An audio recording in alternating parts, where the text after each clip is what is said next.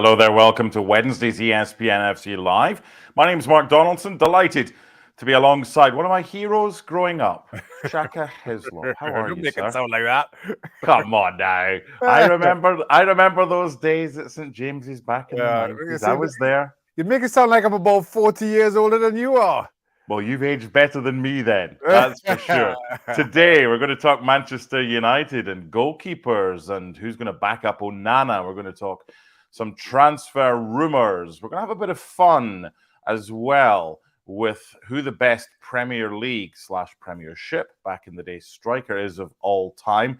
And also, Shaka's going to try a quiz. Plenty to come over the next half hour or so. But I want to start, Shaq, with Manchester United. They wanted a striker. They got their striker, but the striker's injured, Rasmus Højlund. Plus, we don't know what's happening with Dean Henderson as far as a backup to Onana is concerned. So what are you hearing with regards to possible additions before the transfer window closes? Well, I mean, certainly, I'll start with the goalkeepers because that's the easier of the two to address, certainly. Manchester United linked with a couple of goalkeepers who, I'll be honest with you, I don't know anything about. That's not at all surprising because they are looking for a backup goalkeeper.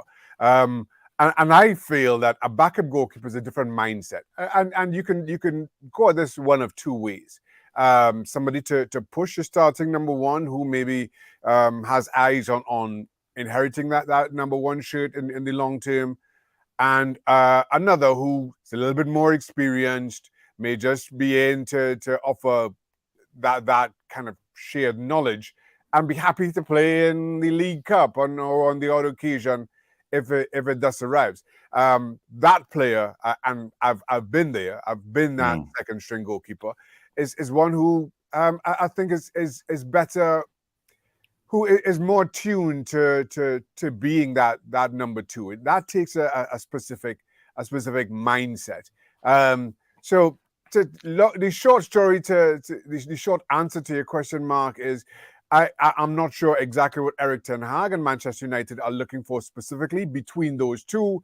But in all honesty, in terms of the rumor mill and what may come of it, don't expect to be any goalkeeper that you know an awful lot about. Dean Henderson, you understand why he wants to move on. I think every time he's played, or he is at a point in his own career that he wants to be a number one. At some point, it gets a little bit tiring to be a number two if you're a younger and up and coming goalkeeper, as he was for both David De Gea and now you expect for Andre Onana. Rashford's been playing up top with Højlund not quite ready yet. I don't think it's any surprise or any secret to say that Rashford's better coming in off the left-hand side. The interesting thing now is going to be with Mason Mount out until the international break. Is that going to give Bruno Fernandes a little bit more freedom to try and create? Maybe that will help Rashford. And then you've got Højlund to come back from injury. So is it okay right now, or has it been a start that's been disappointing, despite the fact that they did get that win over Wolves, which was mired in controversy with the penalty call near the end? And I think that's the thing. While they did get the win over Manchester United, and yes, we've discussed the controversy, even aside from that, I thought Manchester United was second best by a long way to Wolves. A Wolves team that then followed up themselves by losing 4-1 at home to Brighton. So what does that tell you? Manchester United in their second game, yes, there was some controversy, which I'm sure Bruno Fernandes would prefer to talk about. But again, Manchester United was second best to Spurs and lost in that one, all right? Albeit against a waiter team that you figure will be competing for top six. I don't think top four. I'm sure Spurs players and fans think differently. So it's easier to paper over the cracks with that loss for Manchester United. So no, nothing about Manchester United's start to the season has been good, in all honesty. And as much as you talk about Mason Mount's injury and him being out till after the international break, I don't think his start has been anything to phone home about either. No. Maybe that forces Ten Hag to kind of readdress the midfield and the roles that those players play in the midfield. And maybe that makes United look a whole lot better. So we'll see as that comes together. But you mentioned Højlund and Manchester United. We knew they needed a striker. They brought Højlund in. He's injured. Maybe when he comes back, things look a little bit different. But I do worry about their depth, particularly in that position, because again, it's worth repeating. Nothing about Manchester United in the opening 2 games of the season has been all that encouraging. Well, if they'd got the penalty at Spurs for the handball, and if Bruno Fernandes didn't have a 50 pence for a head, then he might have scored. It might have been a different story. What about centre back?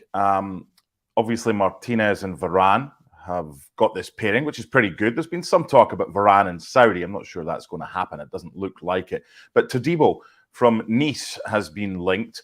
I mean, we covered Manchester United in pre-season. They signed Johnny Evans. He was training with them. So, I mean, if that's not a message that Todibo is on the radar, that Harry Maguire needs to find himself a new club, I don't know what is. Well, I'm not sure Manchester United needed to be linked with anyone for Harry Maguire to get that memo. Let's keep in mind that whenever Ten Hag needed somebody to step in at centre back, he'd bring in Luke Shaw. Who, in fairness to Luke Shaw, every time he slotted in as that left-sided centre back, he was simply outstanding. You can't take that away from Luke Shaw.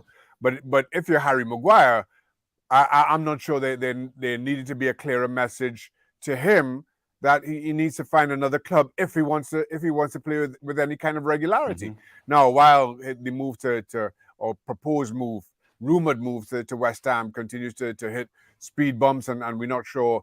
Well, of course, there's been just as much speculation as exactly what's held that up so far. To your question, Mark, being linked with another centre back to Todibo in this case, I don't think adds to the message. He should have gotten that message a long time ago. Yeah.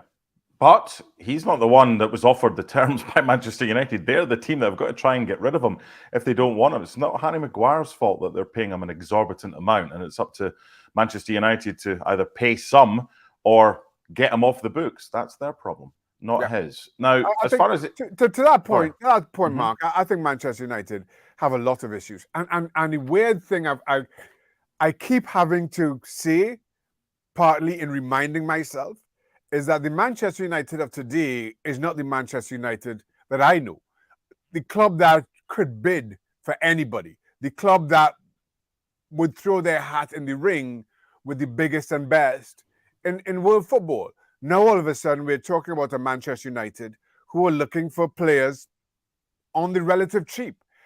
By all accounts, they spend a huge chunk of their budget on Onana and Højlund. And not quite sure that they have that much to spend in further replenishing or building their squad. And now, as I'm looking, as we've been discussing Manchester United and their needs all summer long, I'll go back to the striker situation. They've been linked with Harry Kane. Then news comes out, certainly from the journalists, that Manchester United do not have the budget to afford Harry Kane. They don't. That's not the Manchester United I know. So now all of a sudden we're looking for who's trying to get rid of a striker. We're talking about Vlahovic at Juventus, who I like a lot, but it seems that they didn't have the budget to certainly pry him away from Juventus. I thought in terms of a cheap option, Mitrovic would have been a good option, but he's now gone off to Saudi Arabia. And then all of a sudden you're looking at the likes of maybe a Lautaro Martinez, who I think would come in. He can play through the middle while Højlund's injured. He can also drift out wide, and we've had a lot of concerns about Manchester United's wide players, so he might be an option. But again, what will Inter Milan be asking? Are Manchester United willing to pay whatever that fee is? And so while we're discussing possibilities or likely strikers that can come in, you find yourself wondering if Manchester United can look at that. And then all of a sudden, now I'm looking at Jonathan David from Lille, who scored more goals than Balogun in Liga.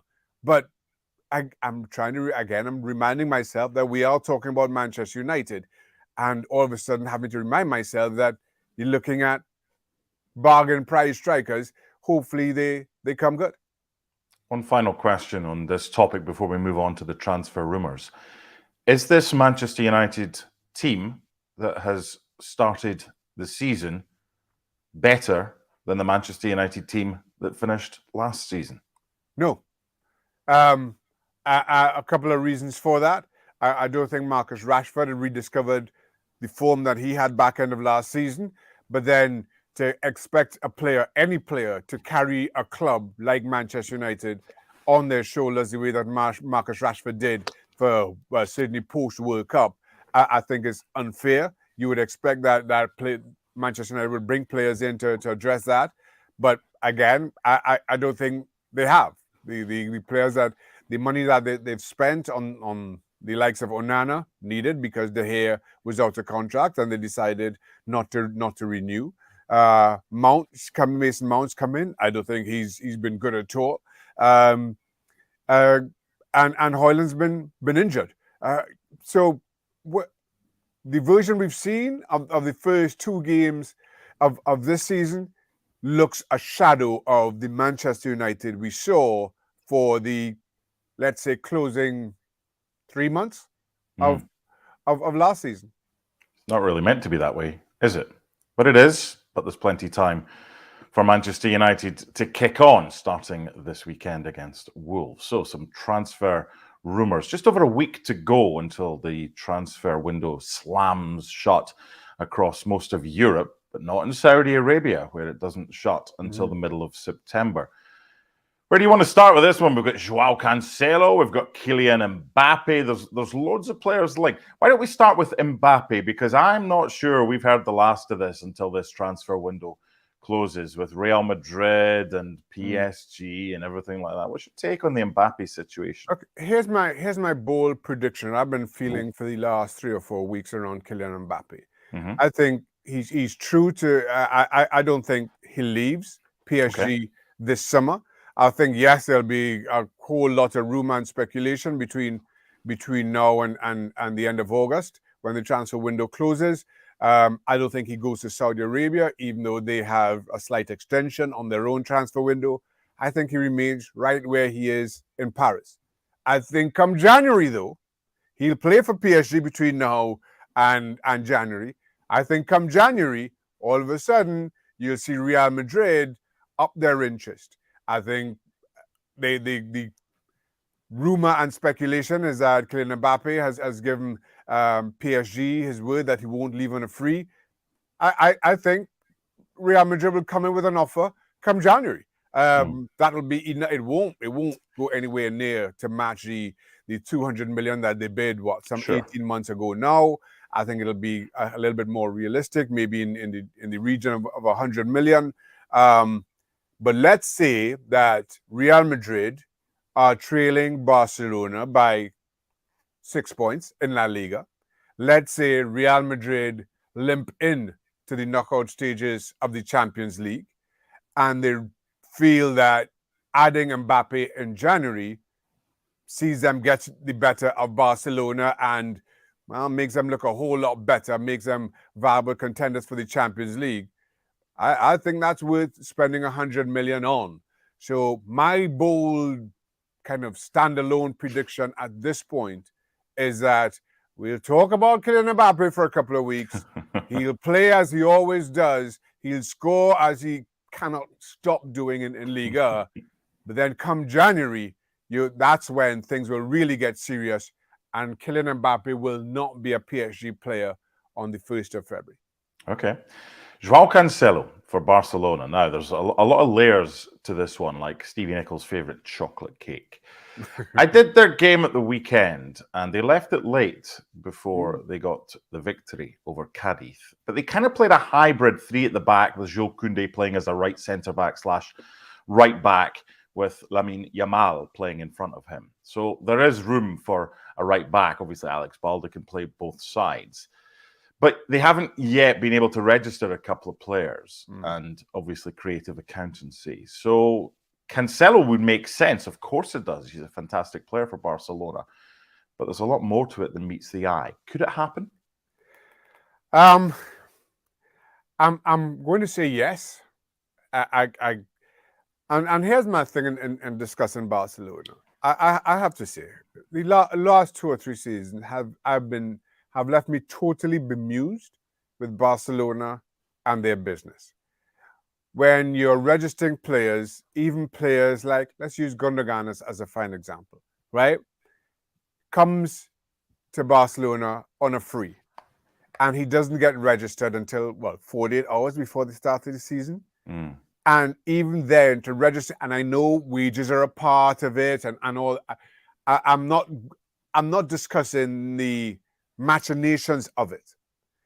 I'm just talking about a club that, again, I grew up, or I have in my time discussing football, have been able to compete with the best, for the best.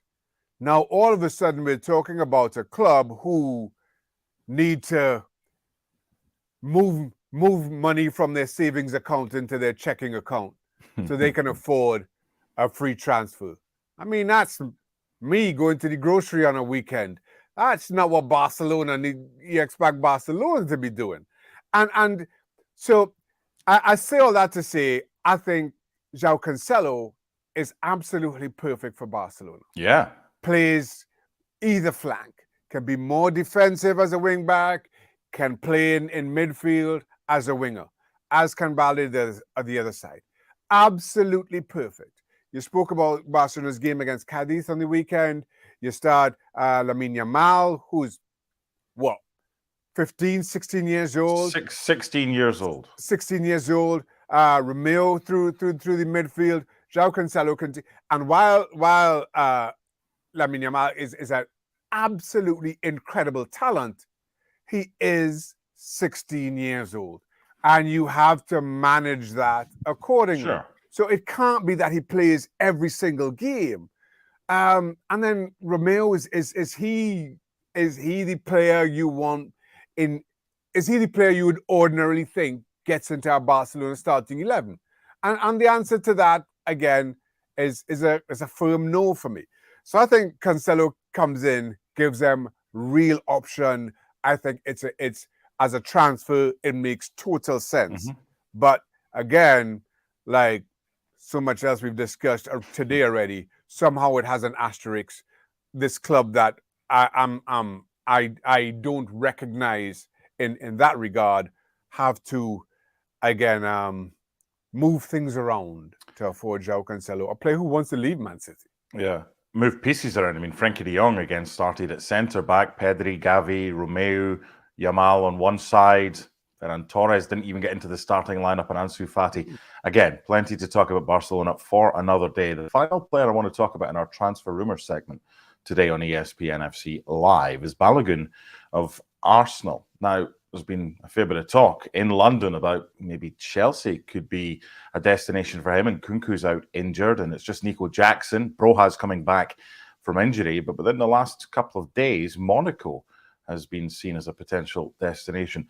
The thing I want to ask you about Balogun, supposedly a real talent, but with no Gabriel Jesus, and we've seen Eddie Nketiah start there, you've also got Trossard. Why haven't we seen more of Balogun feature for Arsenal in the Premier League? I'm not sure. I think maybe Balogun just thinks that he wants to come in and be an automatic starter. And kind of given his record in Liga last season, you sympathise with that. If I were a striker, and I think Balogun was third or fourth in Liga goal scoring, and that'd be any likes of Kylian Mbappe and. You understand, and there's this kind of interest from other clubs around Europe. You understand, like I want to start, and while yes, I think Eddie Nketiah had a couple of chances that he really should have done better with on the weekend. I'm not sure that Balogun just comes in and is guaranteed that starting spot. And then when Gabriel Jesus comes in, I'm not sure that Balogun keeps hold of that starting spot, even if he somehow wins it over from Eddie Nketiah. So you understand Balogun's maybe wanting to look elsewhere. If I'm Arsenal, though, I'm trying to convince him to come and play his role. So I think it's a little bit of getting stuck between a rock and a hard place between those two. Okay, we've now got ESPN FC's take on the best Premiership/Premier League striker of all time. Before we do that, and you're part of this discussion with Craig Burley, with Jurgen Klinsmann, and with Dan Thomas hosting it, who was the best striker that you faced when you were in goal for Newcastle? Well, it's an easy answer for me. Best striker that I faced, also best striker that I played with, Alan Shearer. Yep. Yeah, makes total sense. In training, I'm sure you could speak for hours about how good he is. But why don't we listen to ESPN FC's take? This is an exclusive for us here on ESPN FC Live, with Dan guiding Jurgen Klinsmann, Craig Burley, and our very own Shaka Hislop as to who the best Premier League striker has been since football was invented in 1992. Welcome into the ESPN FC studios. I'm Dan Thomas, joined by Craig Burley, Shaka Hislop, and Jurgen Klinsmann with us as well. Craig, the question is simple, much like you lot. Is Harry Kane... Well, it has to be a simple question. Look at us. Is Harry Kane the greatest striker ever in the history of the Premier League? I mean, that's... Can we stick a graphic up and give me a clue? Well, would you like other contenders? I mean, he's certainly... Alan Shearer, obviously, is who you throw in there. Wayne Rooney. I think the answer is he is very much up there. But this... Is he number one? Probably not.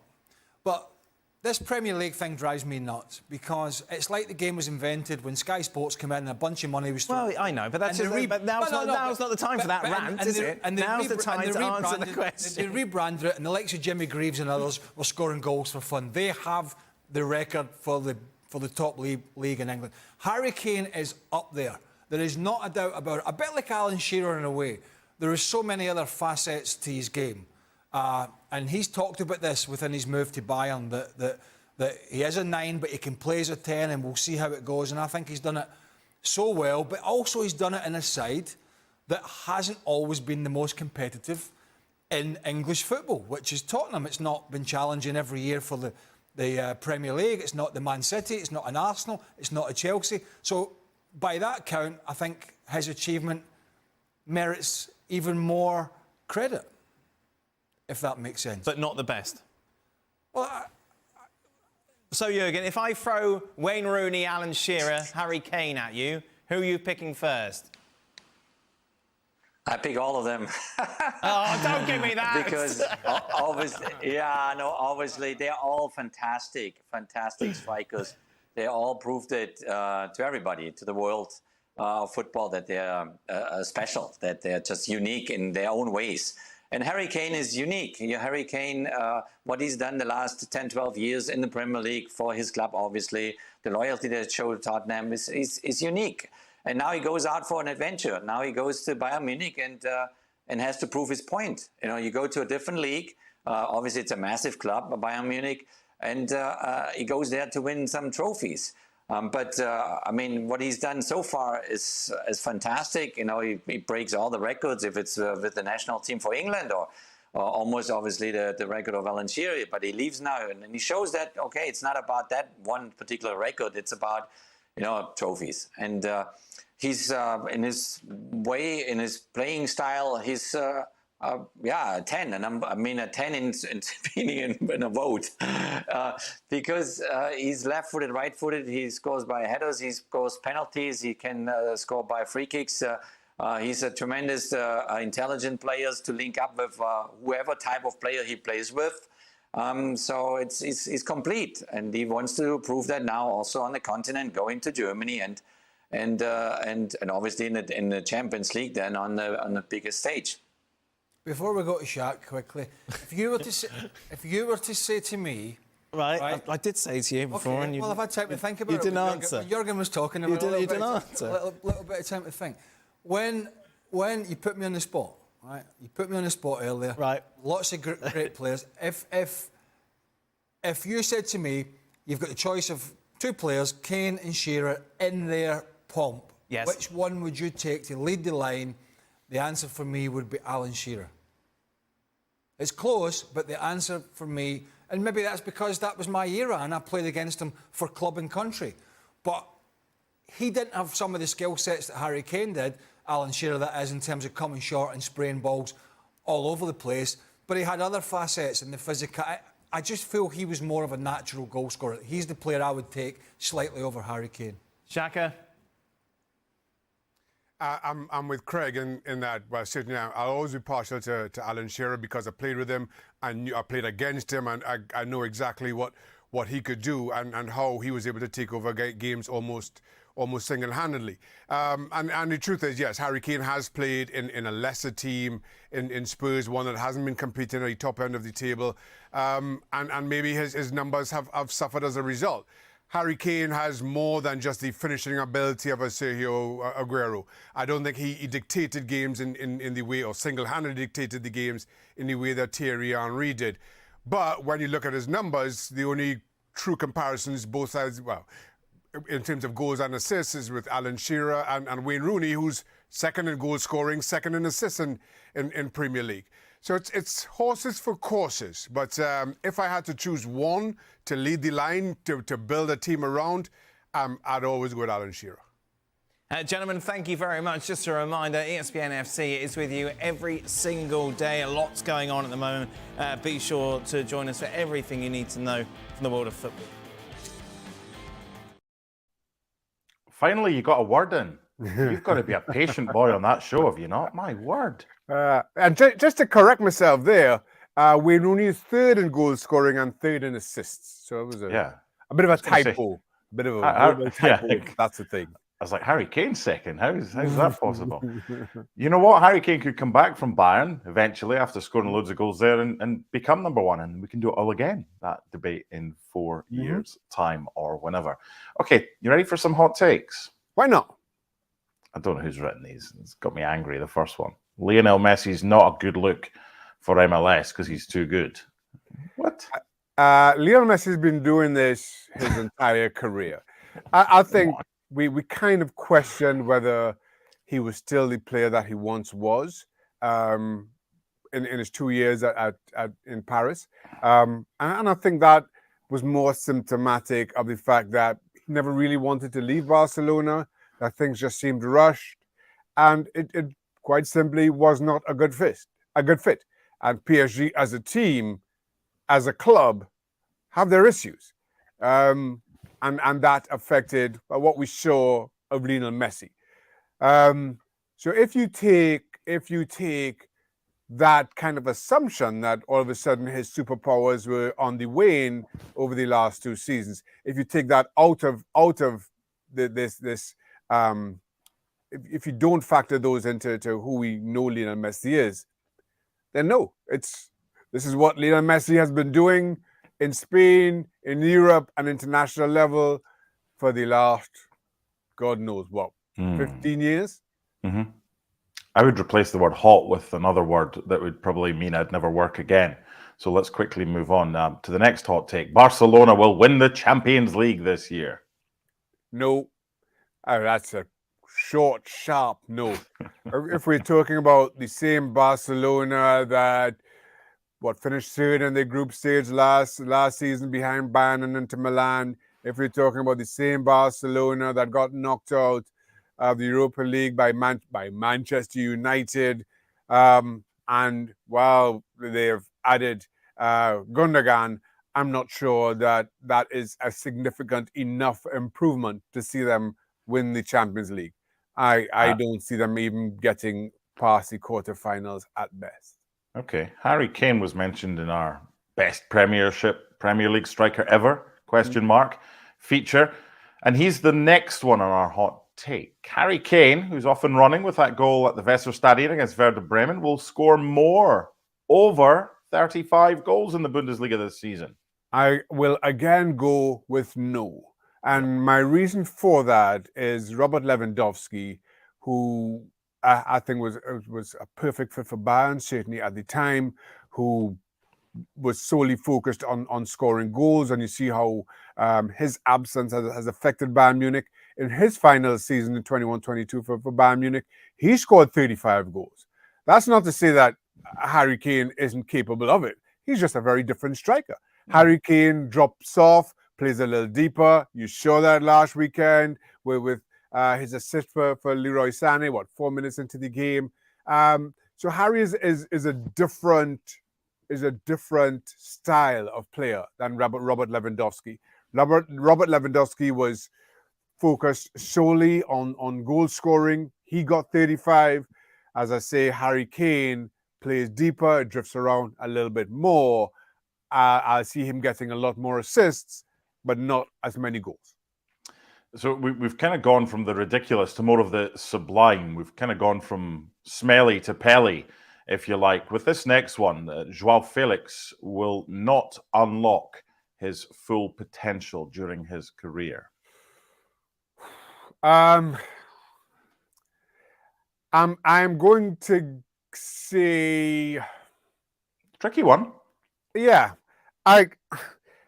he's done nothing since arriving in Madrid.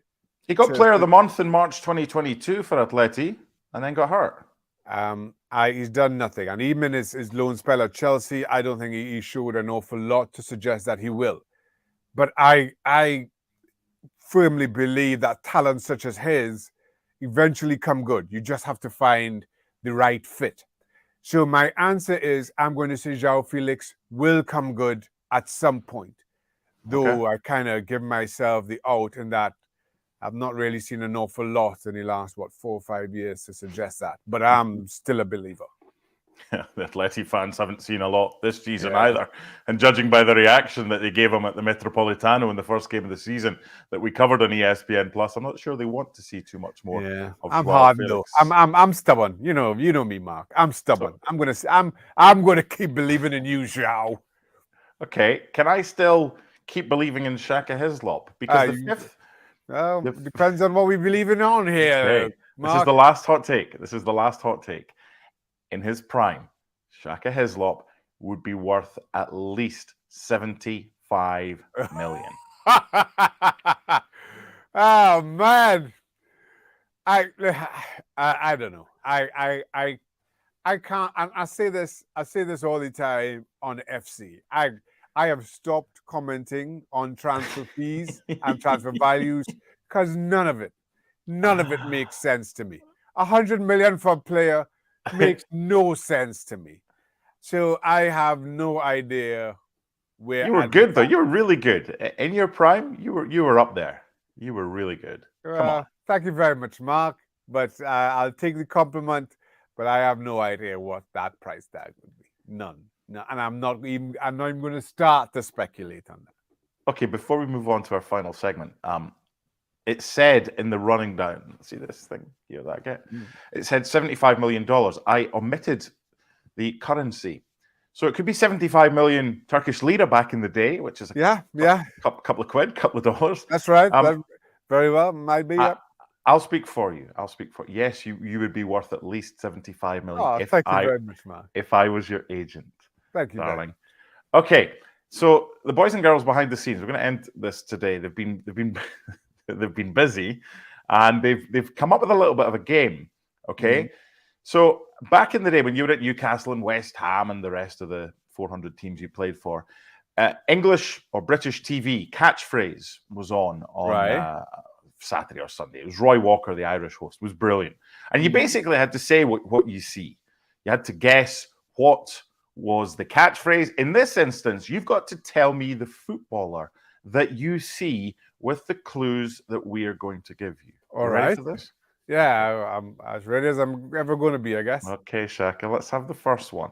And tell me, who is that player? What do you see? Look, Van Foot Leg. Luke Van Footleg is correct. Hold on. Just signed for Manchester United for 100 million, and you United fans are so lucky to get Luke Van Footney. You want to take another guess? Hold on. Come on, striker. Don't say what the things do. Say what they are. The first ones. What are they? Right. Yep. Same again for your second one. You got it right. So Ivan Toney. Yes! Ivan Toney. Luke Van Footney has been relegated. Replaced by Ivan Toney. Maybe 1 out of 1. What's this one? Okay. Just a second name. It's easy. Bat. Yeah. Batshuayi? Yes. Easy. That was easy. That was easy. Okay, we're nearly 2 for 2. This one.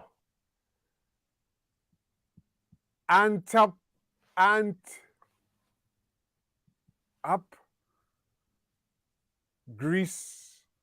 Antoine Griezmann. Okay, I'll give you that one. I was frantically looking through the answers like, okay, I think it is. Yes, Antoine Griezmann. Yeah. Very good. Very good. Now, this one. Are we going to go You've had Tony two of them. Ship? Tony Ship? Well, there was a John Van Schip that played for Belgium back in the day. You're close. Tony Shipperley? Is that a Shipperley? Wow, it's a ship. Tony. What kind of thing do you do on a ship? If you were to take a Disney something to Bermuda. Cruz. Tony Cruz. Hallelujah. Very good. Very good. Tell you what, I nailed them.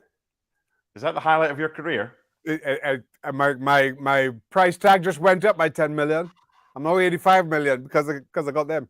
Unbelievable. You can stick that Freedom in Newcastle, whatever you want. It's all about the Luke. What was it? The first one? Luke Knee Van. Luke whatever. Luke Van Footney. Luke Van Footney. This Yeah. is chaos. That's Let's end Manchester this. United's next signing for $12. Final thoughts. Give me your Champions League winners. My Champions League winners. It's right now. It's hard to look past Manchester City. I know it's difficult to predict somebody repeating. You know, I mean, I guess Real Madrid did it, but how about this? If I were to tell you Man City plus Bayern Munich or the field, who do you take? Oh, City and Bayern all day long. Oh, yeah. Yeah. All day long. Could even meet in the final. I'll give you the Conference League winners. Well, hold on. We'll start with the Europa League winners, West Ham. All right? I'll take Okay that. with that? And the team I don't see it, but okay. Newcastle will be there or thereabouts. And the team to win the Conference League to replace West Ham as holders? Hearts. Oh God. Got to get the Scottish reference. I was wondering when that was coming. I knew it was coming. I just didn't see it. That's on me. Sorry, everybody. That's on me.